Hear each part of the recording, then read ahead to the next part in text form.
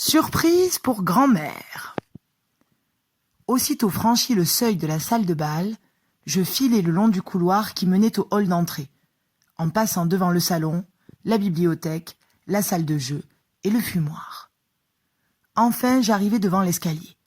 Sautant comme un diablotin, je commençai à grimper les marches une à une, en me faisant tout petit contre le mur. « Toujours derrière moi, Bruno ?» murmurai-je. « Oui, je fais ce que je peux, » répondit-il. La chambre de grand-mère et la mienne se trouvaient au 5e étage. C'était vraiment une dure ascension pour des souriceaux. Nous ne rencontrâmes personne, puisque tout le monde utilisait l'ascenseur. Arrivé au 5e, je poursuivis ma course folle dans le couloir qui conduisait à la chambre de grand-mère. « Et maintenant, que va-t-on faire ?» dit-il. Soudain, j'aperçus une femme de chambre qui se dirigeait vers nous. Je la reconnus immédiatement. Il s'agissait de celle qui avait rapporté au directeur l'existence de mes souris blanches. Je ne voulais pas qu'elle me voie sous ma nouvelle peau. « Vite !» dis-je à Bruno. « Cachons-nous dans les chaussures de grand-mère !» Je sautai dans l'une et Bruno dans l'autre. Je pensais que la femme de chambre poursuivrait son chemin, mais non. Elle se baissa pour ramasser les chaussures. Elle mit sa main directement dans celle où je m'étais caché. Et quand l'un de ses doigts effleura ma fourrure, je la mordis. C'était idiot d'agir ainsi, mais je le fis par pur instinct, sans réfléchir. La femme poussa un tel cri qu'on dut l'entendre sur les bateaux qui traversaient la Manche. Elle laissa tomber les chaussures et déguerpit dans le couloir. Grand-mère ouvrit la porte. « Mais que se passe-t-il » demanda-t-elle. Je me faufilai dans sa chambre, suivi de Bruno. « Ferme la porte, grand-mère !» criai-je. « Dépêche-toi, je t'en prie !»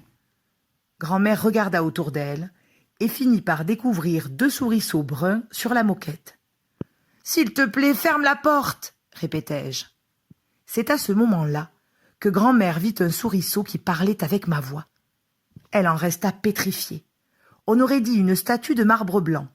Ses yeux étaient si exorbités qu'on voyait le globe oculaire en entier. Puis, elle se mit à trembler. Elle allait s'évanouir et tomber par terre. « S'il te plaît, grand-mère, ferme vite la porte !» répétai-je. « Cette affreuse femme de ménage pourrait revenir !» Grand-mère réussit à reprendre le dessus et ferma la porte. Elle s'adossa contre le mur, tout en regardant le souriceau que j'étais devenu.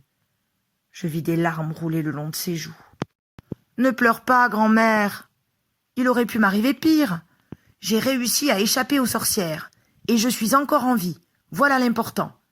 L'autre souriceau s'appelle Bruno. » Grand-mère se pencha très lentement vers nous, nous souleva et nous déposa sur la table. Bruno se précipita vers une jatte de banane et se mit à ronger la peau d'un des fruits. Grand-mère s'agrippa au bras d'un fauteuil pour ne pas tomber. Elle ne me quittait pas du regard. « Assieds-toi, grand-mère. » Elle s'effondra dans le fauteuil. « Oh, mon petit !» Et les larmes se remirent à couler à flots le long de ses joues. « Oh, mon pauvre petit ! Raconte-moi comment tout cela est arrivé. »« La grandissime sorcière m'a transformé en souriceau, » répondis-je. « Mais la chose la plus curieuse est que, honnêtement, je me sens bien dans ma nouvelle peau. Et plus curieux encore, je ne lui en veux pas. Je me préfère en souriceau. Je ne suis plus un petit garçon, et je sais que je ne le redeviendrai plus jamais.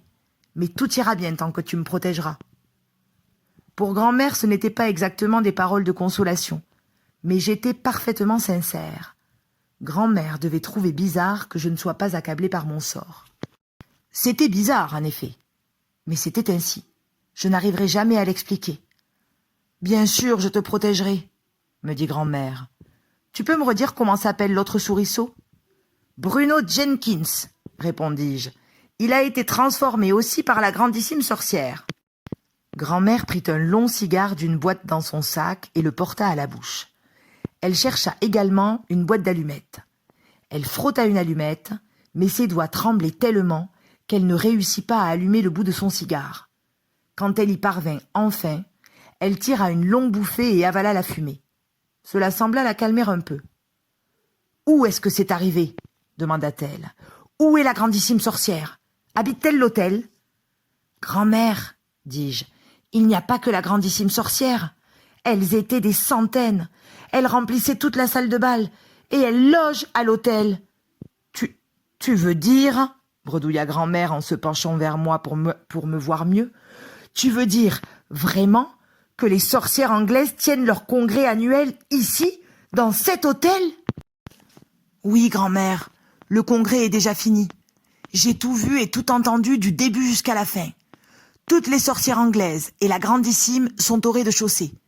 Elles se font passer pour les membres de la Société royale pour la protection de l'enfance persécutée. Et en ce moment, elles prennent le thé avec le directeur de l'hôtel. Comment t'ont-elles découvert? Elles m'ont reniflé, répondis-je. Tu sentais le caca de chien, n'est-ce pas? Fit-elle en soupirant. C'est vrai, mais mon odeur était à peine perceptible, car je n'avais pas pris de bain depuis longtemps. Les enfants ne devraient jamais prendre de bain, opina grand-mère. C'est une habitude dangereuse. Tu as raison, grand-mère. Elle fit une petite pause pour tirer une bouffée de son cigare. Elles sont vraiment au rez-de-chaussée en train de prendre le thé, reprit-elle. Oui, j'en suis sûre, grand-mère. Je vis un éclair de malice briller dans ses yeux. Et soudain, elle se redressa sur son fauteuil et dit d'une voix ferme. Raconte-moi tout, du début jusqu'à la fin. Et vite, s'il te plaît. Je repris ma respiration et commençai à raconter.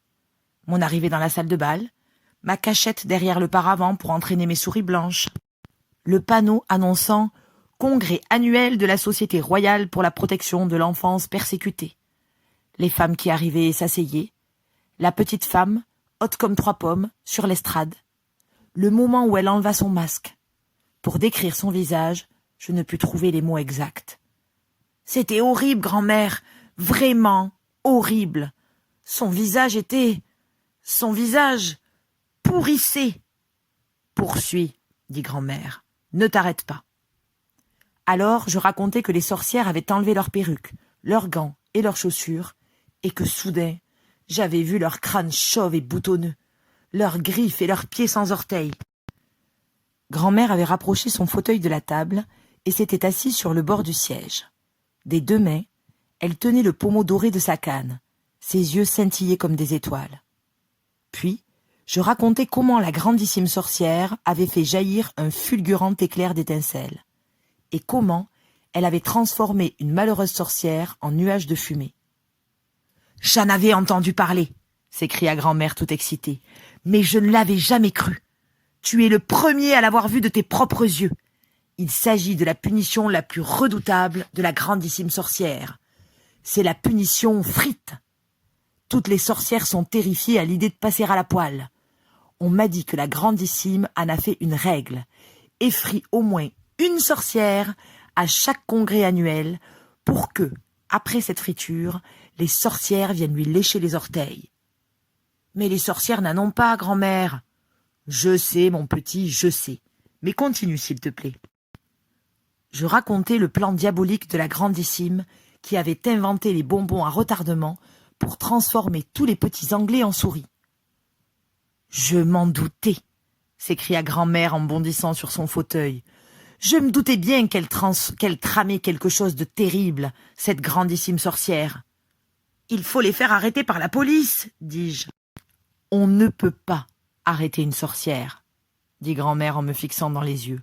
« Pense au fulgurant pouvoir que cette terrible grandissime sorcière a dans les yeux. Elle peut tuer n'importe qui, n'importe quand, n'importe où, avec ce fulgurant éclair d'étincelles. Tu l'as vu toi-même. »« Oui, grand-mère. C'est pourquoi il faut l'empêcher de transformer tous les enfants anglais en souris. »« Tu n'as pas encore fini ton histoire, » dit-elle. « Raconte-moi ce qui s'est passé pour Bruno. Comment l'ont-elles transformé ?» Alors, je racontai l'arrivée de Bruno dans la salle de bal, et comment je l'avais vu être changé en souris. Grand-mère regarda Bruno qui se régalait avec les bananes. « Il n'arrête jamais de manger ?» demanda-t-elle. « Jamais. Peux-tu répondre à une question ?»« J'espère, » dit-elle. Elle me posa sur ses genoux. Très doucement, elle commença à caresser la fourrure de mon dos. Je me sentais bien. « Quelle est ta question, mon petit ?»« Je ne comprends pas pourquoi Bruno et moi, nous pouvons encore parler et penser comme lorsque nous étions des garçons. »« C'est très simple, » répondit grand-mère. « Les sorcières ne pouvaient pas vous transformer en souris à 100%. Elles n'ont fait que vous rapetisser et vous donner des pattes et une fourrure. Sous l'apparence d'un souriceau, tu es toujours toi-même. Tu gardes ton âme, ton esprit et ta voix de garçon. Remercie le ciel pour cela. » « Ainsi donc, je ne suis pas vraiment un souriceau. Je suis une espèce de souriceau enfant. »« Exactement, dit-elle. Tu es un garçon dans le corps d'un souriceau. Tu es un être à part. » Grand-mère et moi, nous restâmes silencieux un moment. Elle continuait à me caresser doucement l'échine et à tirer des bouffées de son cigare. Le seul bruit que l'on pouvait entendre dans la chambre était celui des dents de Bruno, qui continuait toujours à s'attaquer aux bananes. Quant à moi, mon esprit bouillonnait et les idées les plus folles grouillaient dans mon cerveau. « Grand-mère, j'ai une idée !»« Oui, mon petit, laquelle ?»« La grandissime a dit aux vieilles sorcières qu'elle logeait dans la chambre 454.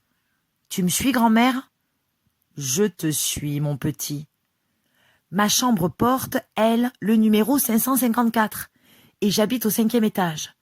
Comme sa chambre porte le numéro 454, elle doit loger au 4e étage. Tu as raison. Alors, ne penses-tu pas qu'il est possible que la chambre 454 soit juste au-dessous de la chambre 554 ? C'est plus que probable, répondit-elle. Ces hôtels modernes sont construits comme des cubes. Mais à quoi penses-tu ? Pourrais-tu me mettre sur mon balcon pour que je puisse voir le balcon du dessous ? Toutes les chambres de l'hôtel avaient de petits balcons. Grand-mère m'emmena sur celui de ma chambre. Nous jetâmes un coup d'œil sur le balcon du 4e, au-dessous.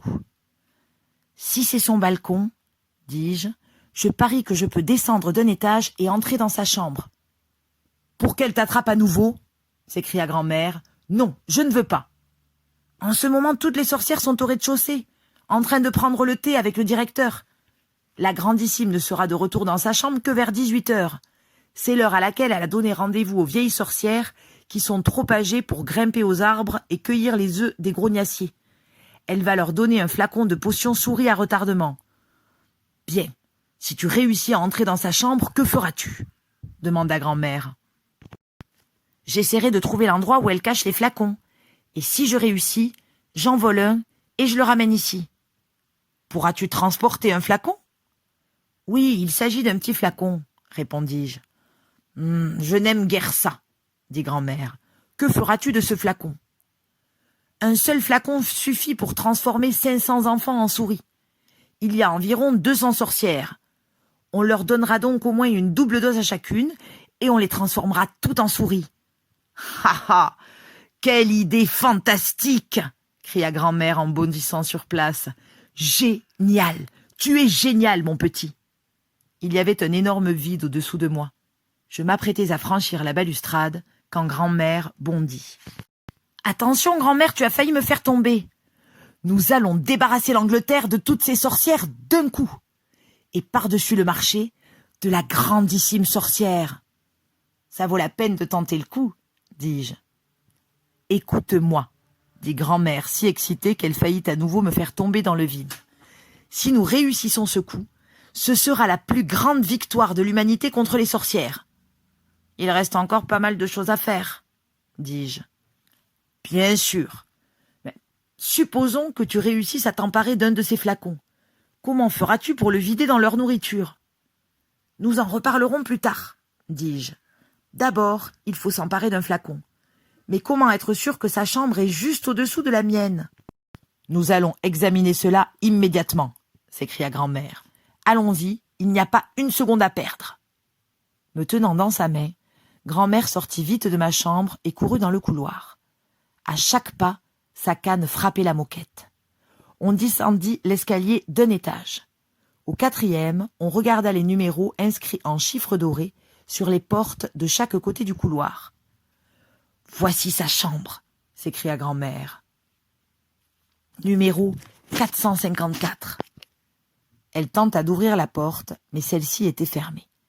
Elle regarda autour d'elle, à droite, à gauche, dans le long couloir vide. « Je pense que tu as raison, » dit-elle. Sa chambre est sûrement sous la tienne. Elle revint sur ses pas en comptant le nombre de portes entre la chambre de la grandissime et l'escalier. Il y en avait 6. Elle remonta au 5e et compta jusqu'à 6. « 554 !» s'écria grand-mère. « Ta chambre est juste au-dessous de la sienne. » On entra dans ma chambre et on revint sur le balcon. Oui, il s'agit bien de son balcon. Et mieux encore, la porte-fenêtre qui donne sur le balcon est largement ouverte. Comment vas-tu descendre, mon petit ? Je ne sais pas, dis-je. Nos chambres donnaient directement sur la plage, mais en bas, il y avait une grille avec des barreaux pointus comme des lances. Si je ratais le balcon de la grandissime sorcière, j'étais fichu. « J'ai trouvé !» s'écria grand-mère. Me tenant toujours dans sa main, elle courut dans sa chambre et commença à fouiller dans une commode. Elle en sortit une grosse pelote de laine bleue, des aiguilles et une chaussette à moitié finie qu'elle tricotait pour moi. « Ça ira, » dit-elle. « Je te mets dans la chaussette et je te fais descendre en déroulant la pelote. Il faut se dépêcher. Ce monstre peut revenir dans sa chambre à n'importe quel moment. »